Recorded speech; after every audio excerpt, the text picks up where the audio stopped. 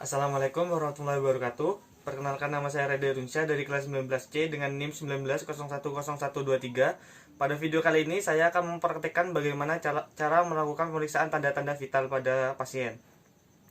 Pemeriksaan tanda-tanda vital itu sendiri bertujuan untuk mengetahui kondisi umum dari seorang pasien tersebut.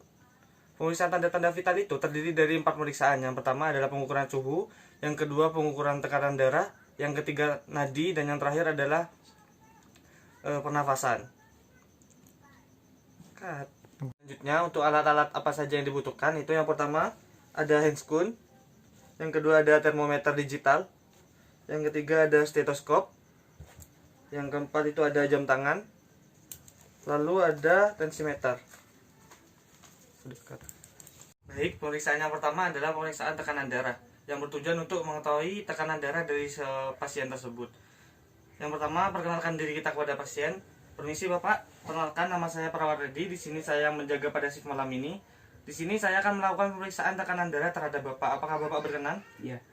Baik, sebelum melakukan pemeriksaan kita diharapkan untuk mencuci tangan dan juga memakai masker dan juga handscoon. Setelah handscoon dan juga masker sudah terpasang, kita dapat melakukan pemeriksaannya.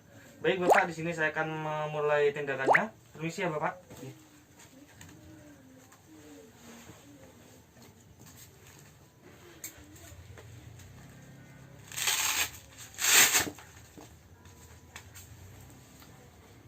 Letakkan manset 3 jari di atas lipatan lengan atau pada mediana kubiti ini, vena mediana kubiti.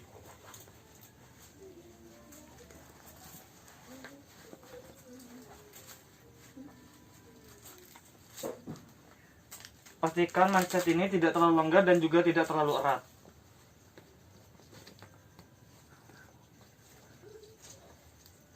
Lalu cari lokasi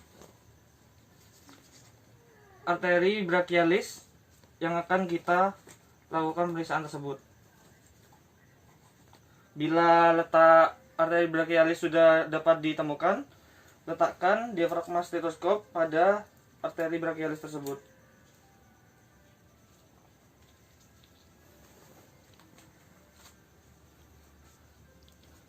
Lalu pastikan juga skrup pada balon ini sudah tertutup dan juga pompa hingga tekanan 180.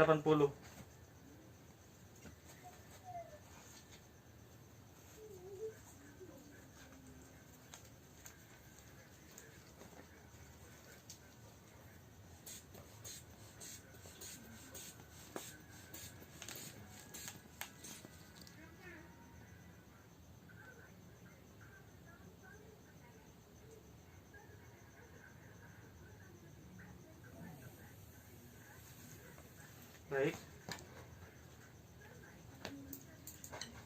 Jika sudah selesai, jangan lupa catat hasil pemeriksaan pada lembar pemeriksaan.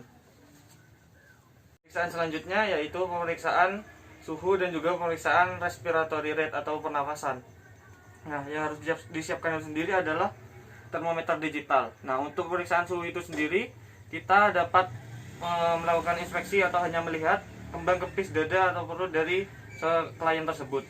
Nah, untuk pemeriksaan suhu itu dibagi menjadi 4. Yang pertama ada pemeriksaan suhu melalui oral, yang kedua melalui timpani, yang ketiga melalui rektal, dan yang terakhir melalui aksila. Nah, pada umumnya pemeriksaan suhu itu dilakukan di aksila atau di ketiak. Baik Bapak, di sini saya akan melakukan pemeriksaan suhu terhadap Bapak yang bertujuan untuk mengetahui berapa suhu pada Bapak. Apakah Bapak bersedia? Iya. Permisi ya Bapak. Jangan lupa hidupkan termometer ini, lalu letakkan di bagian aksila. Nah, tunggu beberapa menit. Sembari menunggu hasil dari termometer tersebut, jangan lupa kita menghitung pernapasan si klien ini dalam 1 menit menggunakan jam. Setelah beberapa menit kemudian, sudah dikatur nanti. Nah, sudah ya. Setelah beberapa menit, si termometer ini pasti akan berbunyi. Nah, setelah itu kita ambil dan lihat hasilnya. Jangan lupa catat hasilnya di lembar pemeriksaan. Dan juga hasil dari pernafasan tersebut, berapa pernafasan dalam 1 menit. Nah, untuk selanjutnya itu untuk batas normalnya sendiri untuk suhu dan juga pernafasan. Untuk suhu batas normalnya itu mulai dari 36,5 derajat sampai 37 derajat. Untuk pernafasan itu pada orang dewasa itu normalnya 16 sampai 20 kali per menit. Pemeriksaan yang terakhir adalah pemeriksaan nadi. Yang kita lakukan itu adalah memeriksa denyutan nadi, biasanya itu nadi pada arteri radialis dengan cara menggunakan 3 jari ini, jari telunjuk, jari tengah, dan juga jari manis, meletakkannya di lurus pada jempol si klien. Biasanya itu letak arteri radialis itu pada lurus ini, jempol si klien. Setelah itu kita menghitung berapa kali denyutan per menit dengan menggunakan analogi.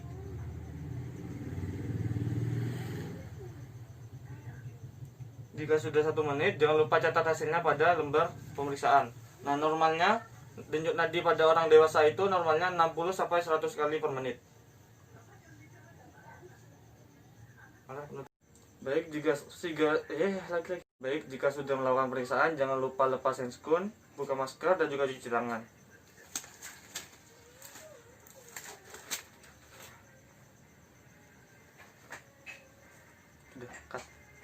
Baik Bapak, untuk pemeriksaannya sudah selesai. Terima kasih atas waktunya. Apabila Bapak membutuhkan bantuan atau merasakan sesuatu yang mengganjal, Bapak bisa menghubungi saya ya. Terima kasih. Nah, sekian untuk pemeriksaan tanda-tanda vital pada video ini. Kurang lebihnya mohon maaf. Wassalamualaikum warahmatullahi wabarakatuh.